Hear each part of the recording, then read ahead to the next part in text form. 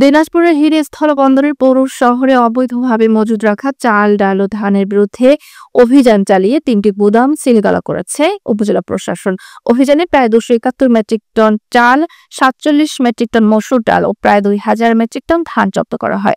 বুধবার বিকেল থেকে সন্ধ্যা পর্যন্ত হাকিম মন্ডলের মালিকানাধীন চালের গুদামে এ অভিযান পরিচালনা করেন হাকিমপুর উপজেলা নির্বাহী অফিসার অমিত রায় এবং উপজেলা খাদ্য নিয়ন্ত্রক মোহাম্মদ সোহেল আহমেদ। পুলিশের সহযোগিতায় উপজেলা খাদ্য নিয়ন্ত্রক কর্মকর্তা মোহাম্মদ সোহেল আহমেদ বলেন, উত্তীর্ণ সময় পেরিয়ে যাওয়ার পরও বিপুল পরিমাণ চাল ও ডাল গুদামে মজুত করে রাখা হয়েছে। পাশাপাশি অনুমোদন ছাড়াই ধান মজুদের অভিযোগ রয়েছে। এ কারণে গুদামগুলো সিলগালা করা হয়েছে এবং নিয়মিত মামলা দায়ের করা হবে। চালের যে মজুদের যে আমাদের আইনগতভাবে যে সময়সীমা আছে, যে একটা মজুদ আপনার বৈধভাবে 30 দিন আমদানিকারকের লাইসেন্সের আইন বিধি অনুযায়ী আমদানি করার পর থেকে সর্বোচ্চ 30 দিন তিনি সংরক্ষণ করতে পারবেন।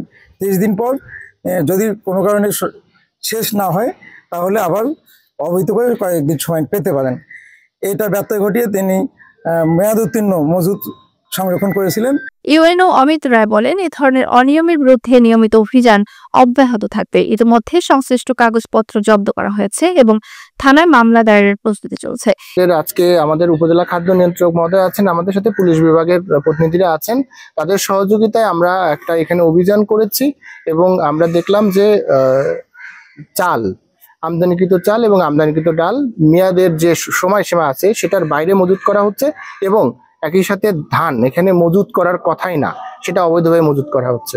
তো আমরা আইন অনুযায়ী যে সিলগালা করা সেটা করেছি এবং যে কাগজপত্র জব্দ করার দরকার সেটা করেছি এবং আমাদের উপজেলা খাদ্য নিয়ন্ত্রক মামলার ব্যবস্থা করবেন, নিয়মিত মামলার। এবং এই বিষয়গুলো আমরা চাই না যে অবৈধ মজুদের মাধ্যমে দ্রব্যের দাম বেড়ে যাক এবং এই অভিযান চলমান। এই ঘটনায় হিরি অঞ্চলের খাদ্য নিরাপত্তা ও বাজার নিয়ন্ত্রণে প্রশাসনের কড়া নজরদারি এবং কঠোর অবস্থান প্রকাশ পেয়েছে।